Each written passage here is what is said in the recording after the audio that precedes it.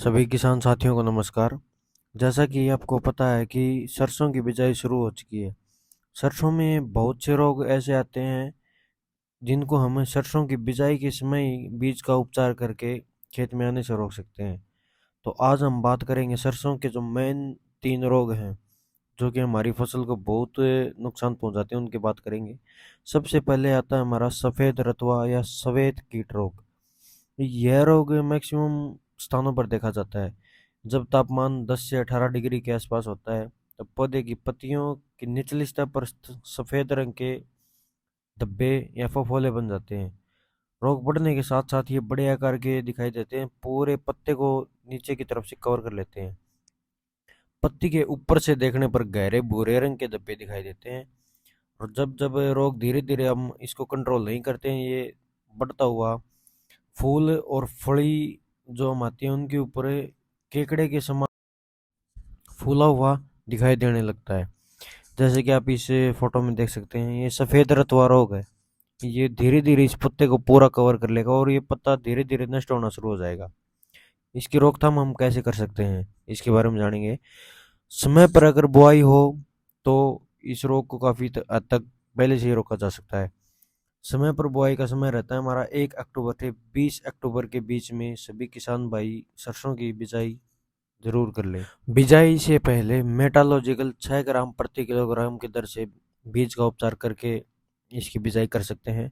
अगर जो किसान भाई बीज का उपचार नहीं करते हैं, अगर बाद में रोग आता है, तो उसके लिए आप रिडोमिल अथवा मैनकोजेब 1250 ग्राम प्रति 500 लीटर पानी में घोल बनाकर 10 दिन के अंतराल में 2 से 3 स्प्रे इसका करें।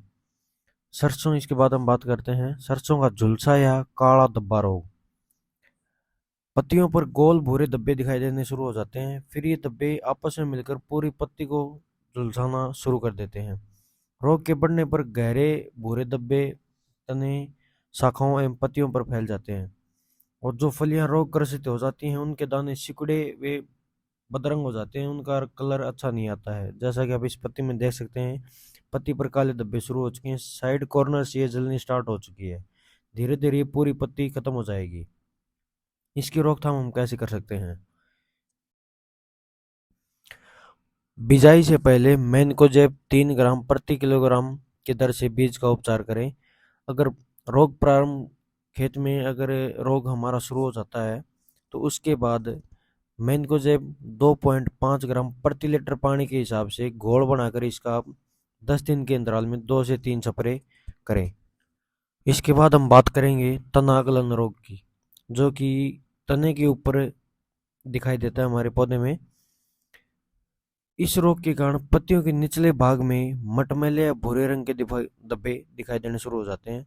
यह रोग फसल में फूल आने के बाद दिखाई देता है। फूल के बाद जो फलियां बननी स्टार्ट होती हैं उस टाइम पर ये दिखाई देना शुरू कर जाता है।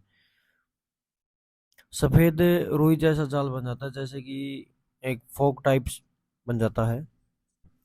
अगर इसका समय से उपचार नहीं किया जाता है तो तना गलने की वजह से पौधा मुरझाकर या फिर जहाँ से तना गलता है उससे ऊपर का नीचे की तरफ लटक जाता है। इस फोटो में आप देखेंगे कैसी रुई की तरह तने के ऊपर यह रोग लगा हुआ है।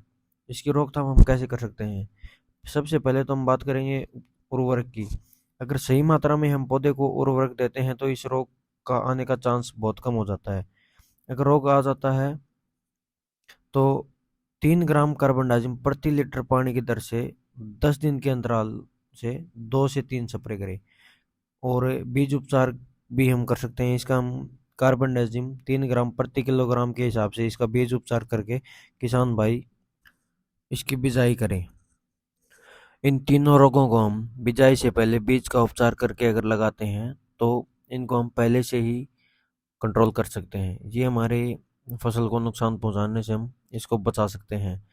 और बताई गई जानकारी अगर आपको अच्छी लगी हो तो वीडियो को लाइक करें और चैनल को सब्सक्राइब जरूर करें। कृषि से संबंधित सभी प्रकार की स्कीमें और खेती से जुड़ी हुई सभी जानकारी आपको इस चैनल पे दी जाएंगी।